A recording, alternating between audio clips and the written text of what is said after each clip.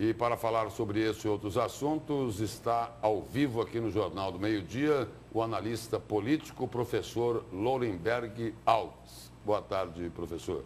Boa tarde, Lúcio. Boa tarde, Nayara. Boa tarde. Professor, pelo resultado desse julgamento aí, fica bem clara a impressão de que o Supremo Tribunal Federal abriu mão de uma função que é exclusiva dele, ou seja, interpretar a própria Constituição.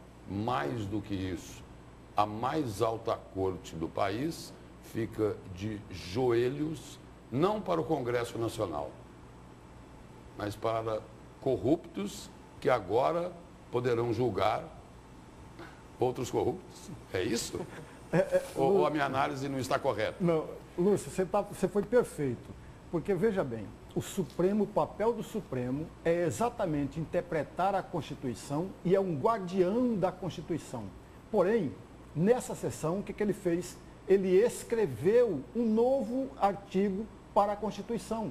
E não só isso, bateu de frente com a própria Constituição, porque a Constituição, Lúcio, em nenhum momento diz que o Supremo é obrigado a comunicar ou pedir, melhor dizendo, pedir aval para que o Senado ou a Câmara Federal carimbe, autorize a prisão de alguém ou afastamento de alguém, em nenhum momento. E a turma da propina batia no seguinte, de que lá na Constituição não está escrito que o Supremo pode afastar um senador ou um deputado, mas também não está escrito que o Supremo não pode fazer isso. Exatamente. Aí o que cabe é a interpretação da lei. Exatamente. As medidas cautelares, queiramos ou não, algumas delas podem bater de frente, Nayara, e o nosso telespectador sabe muitíssimo bem disso, bater de frente com as funções parlamentares.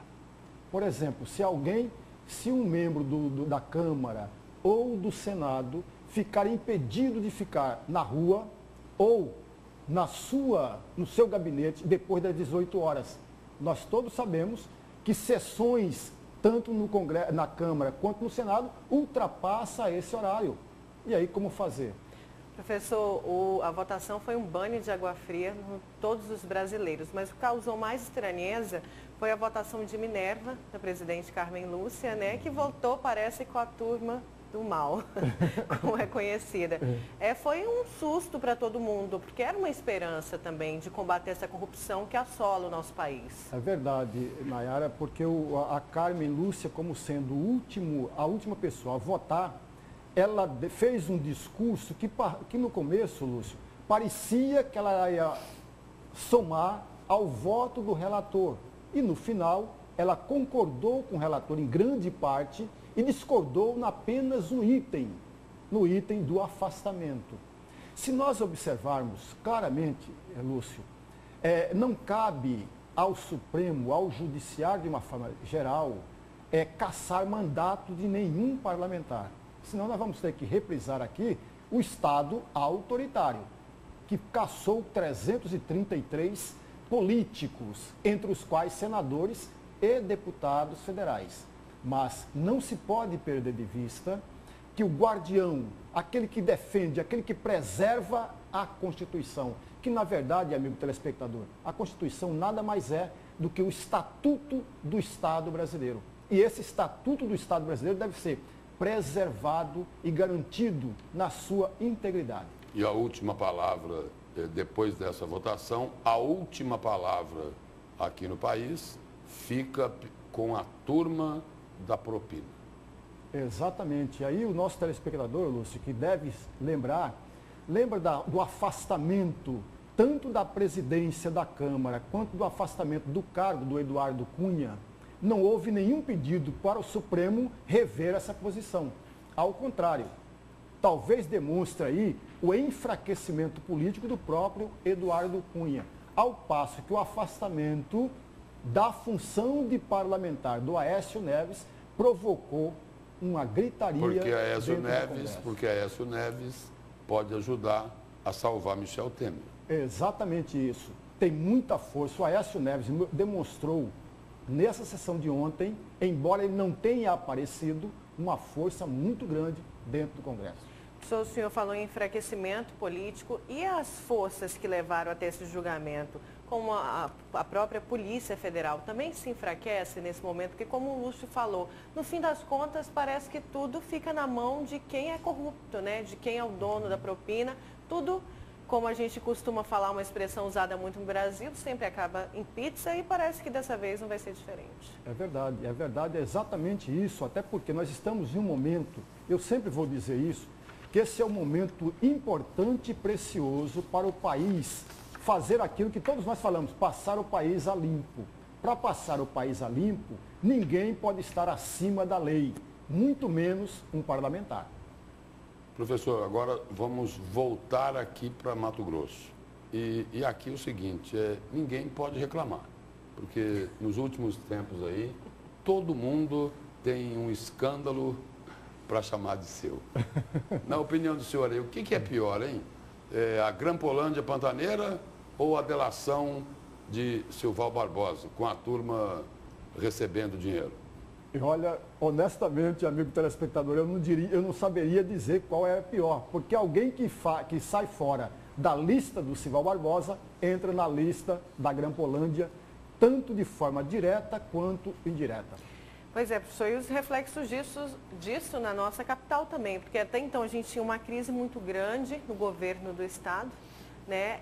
Depois dessa crise foi para a Assembleia Legislativa com a delação do Silval Barbosa e veio também para a Prefeitura da capital, que até hoje os cuiabanos estão esperando uma resposta. Parece que ela nunca vai vir. E chegou lá em Várzea Grande também, porque a prefeita já foi cassada duas vezes. É verdade. Falta Tem Juara também, né, que está em crise. Juara também. O estado inteiro. Né? Sobrou um pouquinho para cada um. Para cada um, e aí bagunçou de vez o quadro que já era ruim para as eleições de 2018, Lúcio.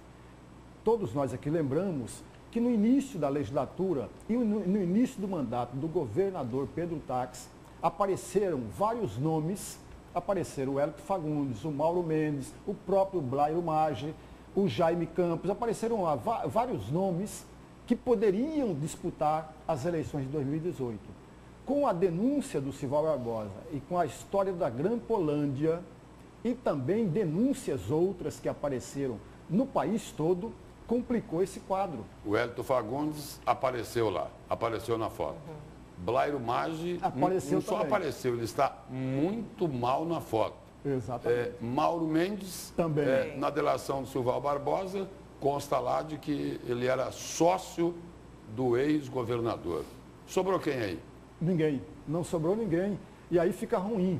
Fica ruim porque algumas dessas pessoas desapareceram. Não apareceu o Jaime Campos, mas apareceu lá na delação do Silval uma denúncia que é negada pelo ex-governador Júlio Campos, mas ele também apareceu lá. Apareceu, que beneficia diretamente o próprio DEM e o seu candidato a vice, que não era candidato da situação, não, era candidato da oposição.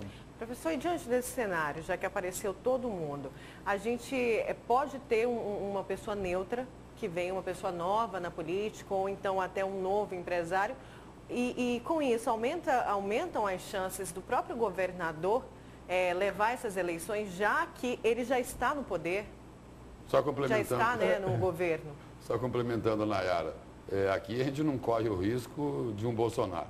Não corremos esse risco. Não corremos, Lúcio. Mas, Nayara, o cenário vivido tanto pelo país quanto por Mato Grosso coloca muito claramente a possibilidade de alguém estranho ao jogo político aparecer. E aparecer com aquele discurso antigo. Eu tenho lido, por exemplo, o discurso da UDN, da antiga UDN, do antigo PSD, aquele discurso do novo, de alguém que não faz parte do grupo político. E aparecer aí com esse mesmo discurso que o ex-presidente Collor utilizou na sua campanha em 1989, né? O caçador de Marajá, alguém estranho ao jogo político. Vai vir o caçador de corruptos. Exatamente, então você tem esse cenário propício. Eu não tenho dúvida nenhuma que daqui para 2018, esse quadro tomara mesmo, Lúcio, que mude um pouco dele. Mas é muito difícil porque nenhum partido possui hoje uma grande liderança política com densidade eleitoral suficiente para galgar tanto a chefia do Executivo Estadual quanto uma das duas cadeiras do Senado. E aí na rua, não são poucas vezes que isso ocorre. A gente sempre acaba ouvindo uma pergunta da população. Olha, dá uma ajuda aí. Em quem eu voto na próxima eleição? E aí a resposta é aquela assim, não tem uma perguntinha mais fácil? Essa é a mais difícil do momento. Professor, obrigado pela presença e pelas informações aqui no Jornal do Meio-Dia. Muito obrigado. Obrigada, professor.